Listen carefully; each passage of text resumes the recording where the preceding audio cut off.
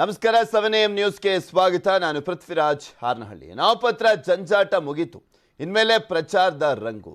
ಇನ್ಮುಂದೆ ಬಿಜೆಪಿ ರಾಷ್ಟ್ರೀಯ ನಾಯಕರ ದಂಡಯಾತ್ರೆ ಮತ್ತೆ ಶುರುವಾಗ್ತಾ ಇದೆ. ಕೇಂದ್ರ ಗೃಹ ಸಚಿವ ಅಮಿತ್ ಶಾರಿಂದ ರಾಜ್ಯ ಪ್ರವಾಸವನ್ನ ಕೈಗೊಳ್ಳಲಾಗಿದೆ. ಚುನಾವಣೆ ಘೋಷಣೆ ನಂತರ ಬಿಜೆಪಿಯ ಹೈಕಮಾಂಡ್ ನಾಯಕರು ಬರ್ತಾ ಇದ್ದಾರೆ. ಈಗ ಅಮಿತ್ ಶಾ ಅವರು ಚುನಾವಣೆ ಘೋಷಣೆಯಾದ ಬಳಿಕ ಬರ್ತಾ ಇರುವಂತ ಮೊದಲ ರ್ಯಾಲಿಯಲ್ಲಿ ಭಾಗವಹಿಸ್ತಾ ಇದ್ದಾರೆ. ಇಂದು ಬೆಂಗಳೂರಿಗೆ ಆಗಮಿಸ್ತಾ ಇದ್ದಾರೆ ಅಮಿತ್ ಶಾ.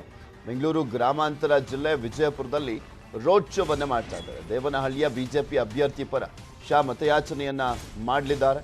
ಸಂಜೆ 6:10ಕ್ಕೆ ರಾಜ್ಯದ ನಾಯಕರ ಜೊತೆಗೂ ಕೂಡ ಅಮಿತ್ ಶಾ ಸಭೆಯನ್ನ ಮಾಡಲಿದ್ದಾರೆ. ತಾಜ್ ವೆಸ್ಟ್ ಎಂಡ್ ಹೋಟೆಲ್ನಲ್ಲಿ ಅಮಿತ್ ಶಾ ವಾಸ್ತವ್ಯವನ್ನು ಹೂಡಲಿದ್ದಾರೆ. ನಾಳೆ 10:30ಕ್ಕೆ ಕರ್ನಾಟಕ ಪಂಚಾಯತ್ ಸಭೆಯಲ್ಲಿ ಭಾಗಿಯಾಗಲಿದ್ದಾರೆ. ನಾಳೆ ಮಧ್ಯಾಹ್ನ ದೆಹಲಿಗೆ ವಾಪಸ್ ಆಗಲಿದ್ದಾರೆ ಅಮಿತ್ ಶಾ. ಬಿಜೆಪಿಯಲ್ಲಿ ಎದ್ದಿರುವಂಥ ಬಿರುಗಾಳಿಯನ್ನು ತಣಿಸಲಿಕ್ಕೆ ಅಮಿತ್ ಶಾ ಸರ್ಕಸ್ ಮಾಡ್ತಾ ಇದ್ದಾರೆ. ಒಂದು ಕಡೆ ಟಿಕೆಟ್ ವಂಚಿತರ ಬಂಡಾಯ, ಪಕ್ಷ ತೊರೆದಂಥವರ ಬಗ್ಗೆ ಚರ್ಚೆ, ಲಿಂಗಾಯತ ಬ್ರಹ್ಮಾಸ್ತ್ರದ ರೀತಿಯಲ್ಲಿ ಕಾಂಗ್ರೆಸ್ ಅದನ್ನು ಉಪಯೋಗ ಮಾಡಿಕೊಳ್ತಾ ಇರುವಂಥದ್ದು. ಅದರ ಜೊತೆಗೆ ಮತ್ತೆ ಅಧಿಕಾರಕ್ಕೇರಬೇಕು ಅನ್ನುವಂಥ ನಿಟ್ಟಿನಲ್ಲಿ ಸಾಕಷ್ಟು ಹರಸಾಹಸವನ್ನು ಪಡಲಾಗ್ತಾ ಇದೆ. ಅದಕ್ಕೆ ಯಾವ್ಯಾವ ರೀತಿಯಾಗಿ ಸ್ಟ್ರಾಟಜಿಯನ್ನು ಮಾಡ್ಬೋದು, ಅಟ್ ಪ್ರೆಸೆಂಟ್ ಯಾವ ರೀತಿಯಾಗಿದೆ ಟ್ರೆಂಡು ಪಲ್ಸು ಅನ್ನುವಂಥದ್ರ ಬಗ್ಗೆ ಇನ್ನಷ್ಟು ಮಾಹಿತಿಯನ್ನು ಪಡ್ಕೊಂಡು ಅದಕ್ಕೆ ಒಂದು ಸಲಹೆ ಸೂಚನೆಗಳನ್ನು ಕೂಡ ಕೊಡಲಿದ್ದಾರೆ. ರಾಷ್ಟ್ರ ರಾಜಕಾರಣದಲ್ಲಿ ಚುನಾವಣಾ ಚಾಣಕ್ಯ ಅಂತಲೇ ಗುರ್ತಿಸ್ಕೊಂಡಿದ್ದಾರೆ ಅಮಿತ್ ಶಾ ಅವರು. ರಾಜ್ಯದಲ್ಲಿ ಮತ್ತೆ ಅಧಿಕಾರಕ್ಕೇರಬೇಕು ಅಂದರೆ ಇವರ ತಂತ್ರಗಾರಿಕೆಯೂ ಕೂಡ ತುಂಬ ಅನಿವಾರ್ಯವಾಗಿರುವಂಥ ಹಿನ್ನೆಲೆಯಲ್ಲಿ ಸಹಜವಾಗಿ ಅಮಿತ್ ಶಾ ಅವರು ರಾಜ್ಯಕ್ಕೆ ಪದೇ ಪದೇ ಬರ್ತಾ ಇರುವಂಥದ್ದನ್ನು ಗಮನಿಸ್ತಾ ಇದ್ದೀರಾ. ಈಗ ಅದರ ಭಾಗವಾಗಿ ಇವತ್ತು ಕೂಡ ಬರ್ತಾ ಇದ್ದಾರೆ. ಇವತ್ತು ಬಂದು ನಾಳೆನೂ ಕೂಡ ಇಲ್ಲೇ ಇರ್ತಾರೆ.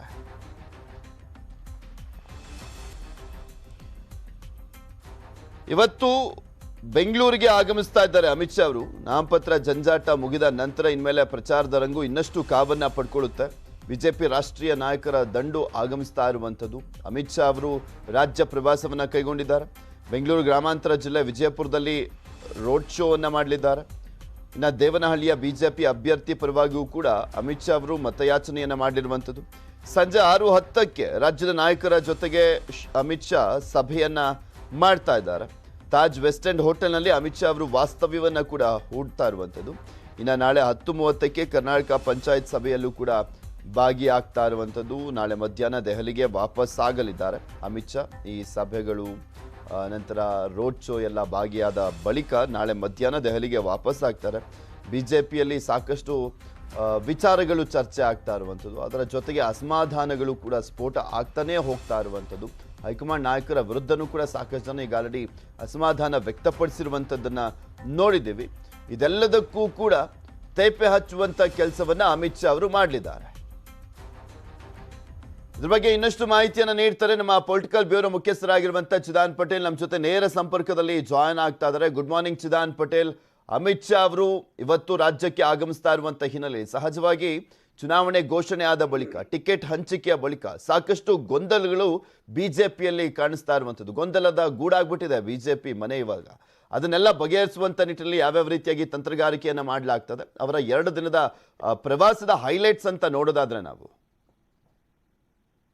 Very good morning Prithviraj Harnahalli. Prithviraj, ಪ್ರಮುಖವಾಗಿ ಬಿಜೆಪಿಯ ಚಾಣಕ್ಯ ಅಂತ ಕರೆಸ್ಕೊಳ್ತಕ್ಕಂಥ, ಅಂದ್ರೆ ಚುನಾವಣಾ ಚಾಣಕ್ಯ ಅಂತ ಹೇಳಿ ಬಿಜೆಪಿ ಒಳಗೆ ಕರೆಸ್ಕೊಳ್ತಕ್ಕಂಥ ಕೇಂದ್ರ ಗೃಹ ಮತ್ತು ಸಹಕಾರ ಸಚಿವರು ಇವತ್ತು ಮಧ್ಯಾಹ್ನ ಬೆಂಗಳೂರಿಗೆ ಆಗಮಿಸ್ತಿದ್ದಾರೆ. ಇವತ್ತು ಮಧ್ಯಾಹ್ನ ಏರ್ಪೋರ್ಟ್, ಕೆಂಪೇಗೌಡ ಏರ್ಪೋರ್ಟ್ ಆಗಮಿಸಿದ ಕೂಡಲೇ ಮೊದಲ ಹಂತದ ಅವರು ರೋಡ್ ಶೋ ಅನ್ನ ಮಾಡ್ಲಿದ್ದಾರೆ.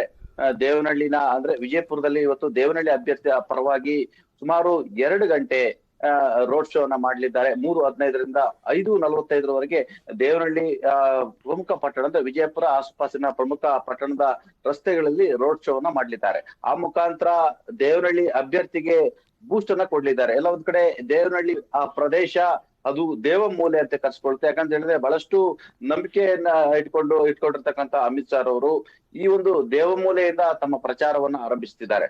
ನಂತರ ಸಂಜೆ 6 ಗಂಟೆಯ ನಂತರ ಬೆಂಗಳೂರಿನ ಖಾಸಗಿ ಹೋಟೆಲ್ಗೆ ಬರ್ತಿದ್ದಾರೆ. ಸುಮಾರು 4 ಸಭೆಗಳನ್ನ ಮಾಡ್ತಿದ್ದಾರೆ. ರಾಜ್ಯ ಬಿಜೆಪಿಯ ಕೋರ್ ಕಮಿಟಿ ಸದಸ್ಯರು, ಮುಖ್ಯಮಂತ್ರಿ ಮತ್ತು ಹಿರಿಯ ಭಾರತೀಯ ಜನತಾ ಪಕ್ಷದ ನಾಯಕರೊಂದಿಗೆ ನಿರಂತರವಾಗಿ ಸಭೆ ನಡೆಸಿದ್ದಾರೆ. ಇವತ್ತಿನ ಅವರ ನಡೆಸ್ತಕ್ಕಂಥ 4 ಸಭೆಗಳು ಮಹತ್ವದ ಸಭೆ ಅಂತ ಹೇಳಲಾಗ್ತದೆ. ಯಾಕಂತ ಹೇಳಿದ್ರೆ ಕರ್ನಾಟಕದಲ್ಲಿ ಸುಮಾರು 40ಕ್ಕೂ ಹೆಚ್ಚು ಕ್ಷೇತ್ರಗಳಲ್ಲಿ ಭಾರತೀಯ ಜನತಾ ಪಕ್ಷದ ಅಭ್ಯರ್ಥಿಗಳ ವಿರುದ್ಧ ಬಂಡಾಯ ಎಬ್ಬಿರುವಂತದ್ದು, ಅಸಮಾಧಾನ ಇರ್ತಕ್ಕಂಥದ್ದು, ಇದು ಎಲ್ಲೊಂದ್ ಕಡೆ ಪಕ್ಷದ ಅಭ್ಯರ್ಥಿಗಳ ಗೆಲುವಿಗೆ ಹಿನ್ನಡೆ ಆಗುತ್ತೆ ಅನ್ನೋದು ಒಂದು ಲೆಕ್ಕಾಚಾರ. ಈ ಎಲ್ಲದರ ನಡುವೆ ಭಾರತೀಯ ಜನತಾ ಪಕ್ಷದಲ್ಲಿ ಅಂದ್ರೆ ಅಖಿಲ ಭಾರತ ವಿದ್ಯಾರ್ಥಿ ಪರಿಷತ್ತಿನಿಂದ ಹಿಡಿದು ಸಂಘ ಪರಿವಾರದಿಂದ ಹಿಡಿದು ಭಾರತೀಯ ಜನತಾ ಪಕ್ಷದಲ್ಲಿ ಮುಖ್ಯಮಂತ್ರಿ ಹುದ್ದೆವರೆಗೆ ಹೋಗಿದ್ದಂತ ಜಗದೀಶ್ ಶೆಟ್ಟರ್ ಮತ್ತು ಮಾಜಿ ಸಚಿವರಾಗಿರ್ತಕ್ಕಂಥ ಲಕ್ಷ್ಮಣ್ ಸವದಿ ಅವರು ಪಕ್ಷ ತೊರೆದು ಕಾಂಗ್ರೆಸ್ ಪಕ್ಷ ಸೇರ್ಪಡೆ ಆಗಿರುವಂತದ್ದು ಅಚ್ಚರಿಯ ಬೆಳವಣಿಗೆ ಆಗಿರುವಂತದ್ದು. ಮತ್ತೊಂದು ಕಡೆ ಇಡೀ ರಾಜ್ಯದಲ್ಲಿ ಎಲ್ಲೊಂದ್ ಕಡೆ ಲಿಂಗಾಯತ ವರ್ಸಸ್ ಬ್ರಾಹ್ಮಣ ಅಂತ ಹೇಳಿ ಈಗಾಗಲೇ ಒಂದ್ ಕಡೆ ಕಾಂಗ್ರೆಸ್ ಪಕ್ಷ ಬಿಂಬನೆಯನ್ನ ಮಾಡ್ತಿರುವಂತದ್ದು. ಇದರ ಬೆನ್ನಲ್ಲೇ ಬಿಜೆಪಿ ಲಿಂಗಾಯತ ವಿರೋಧಿ ಅಂತ ಹೇಳಿ ಸಾಮಾಜಿಕ ಜಾಲತಾಣ ಸೇರಿದಂತೆ ಅನೇಕ ಕಡೆ ಬಿಂಬಿತ ಆಗಿರುವಂತದ್ದು. ಈ ಚುನಾವಣೆಯಲ್ಲಿ ಭಾರತೀಯ ಜನತಾ ಪಕ್ಷಕ್ಕೆ ಎಲ್ಲ ಒಂದ್ ಕಡೆ ಅತಿ ದೊಡ್ಡ ಹಿನ್ನಡೆ ಆಗುವ ಸಾಧ್ಯತೆ ಇದೆ ಅಂತ ಹೇಳಲಾಗ್ತದೆ. ಹಾಗಾಗಿ ಈ ಬಗ್ಗೆ ಕೂಡ ಅಮಿತ್ ಶಾ ಅವರು ಚರ್ಚೆಯನ್ನು ನಡೆಸಲಿದ್ದಾರೆ. ಈಗಾಗಲೇ ಕರ್ನಾಟಕದಲ್ಲಿ ಏನು ಲಿಂಗಾಯತ ಸಿಎಂ ಅಭ್ಯರ್ಥಿ ಘೋಷಣೆ ಸಂಬಂಧಪಟ್ಟಾಗೆ ಹೈಕಮಾಂಡ್ ಈಗಾಗಲೇ ಎಲ್ಲಾ ರೀತಿಯ ರೂಪುರೇಷೆಯನ್ನು ಮಾಡಿರುವಂತದ್ದು. ಅದ್ರ ಸಂಬಂಧಪಟ್ಟಾಗೆ ಇವತ್ತು ಚರ್ಚೆ ಆಗ್ಲಿದೆ. ಯಾಕಂತ ಹೇಳಿದ್ರೆ ಹಾಲಿ ಸಿಎಂ ಆಗಿರ್ತಕ್ಕಂಥ ಬಸವರಾಜ ಬೊಮ್ಮಾಯಿ ಹೆಸರನ್ನೇ ಮುಂದಡಿ ಇಟ್ಕೊಂಡು ಚುನಾವಣೆಗೆ ಹೋಗ್ಬೇಕೆಂಬುದರ ಬಗ್ಗೆ ಕೂಡ ಇವತ್ತು ಚರ್ಚೆ ಆಗ್ತಿದೆ. ಪ್ರಮುಖವಾಗಿ ಪ್ರಚಾರ ಅಂದ್ರೆ ಪ್ರಧಾನಿ ನರೇಂದ್ರ ಮೋದಿ ಅವರು ಎಲ್ಲೆಲ್ಲಿ ಪ್ರಚಾರವನ್ನು ಮಾಡಬೇಕು, ಪ್ರಧಾನಿ ನರೇಂದ್ರ ಮೋದಿ ಅವರು ಎಲ್ಲಿ ಪ್ರಚಾರ ಮಾಡಿದ್ರೆ ಅನುಕೂಲ, ಯೋಗಿ ಆದಿತ್ಯನಾಥ್ ಅವರು ಪ್ರಚಾರ ಮಾಡಿದ್ರೆ ಎಲ್ಲಿ ಅನುಕೂಲ, ಮತ್ತು ಪ್ರಮುಖವಾಗಿ ವಿಪಕ್ಷ ನಾಯಕ ಸಿದ್ದರಾಮಯ್ಯ ಹಾಗೂ ಈಗಾಗಲೇ ಕನಕಪುರದ ಸ್ಪರ್ಧೆ ಮಾಡಿರ್ತಕ್ಕಂಥ ಡಿ ಕೆ ಸುರೇಶ್ ಅಥವಾ ಡಿ ಕೆ ಶಿವಕುಮಾರ್ ಅವರನ್ನ ಕಟ್ಟಿ ಹಾಕುವಂಥದ್ದು ಕಾಂಗ್ರೆಸ್ನ ಪ್ರಮುಖ ನಾಯಕರುಗಳನ್ನ ಅಂದ್ರೆ ಸ್ಟಾರ್ ಪ್ರಚಾರಕ ನಾಯಕರುಗಳನ್ನ ಆಯಾ ಕ್ಷೇತ್ರಗಳಲ್ಲಿ ಕಟ್ಟು ಹಾಕುವಂಥದ್ದು. ಇಡೀ ರಾಜ್ಯದಲ್ಲಿ ಕಾಂಗ್ರೆಸ್ನ ಮುನ್ನಡೆಗೆ ಬರಂತೆ ಯಾವ ರೀತಿಯೆಲ್ಲ ಸ್ಟ್ರಾಟಜಿಯನ್ನು ಮಾಡ್ಬೇಕೆಂಬುದರ ಬಗ್ಗೆ ನಿರಂತರವಾಗಿ ಅಮಿತ್ ಶಾ ಅವರು ಸಭೆಯನ್ನ ನಡೆಸಲಿದ್ದಾರೆ ಇವತ್ತು. Prithvi. Okay, thank you Chidan Patel ನಿಮ್ಮೆಲ್ಲ ಮಾಹಿತಿಗಾಗಿ.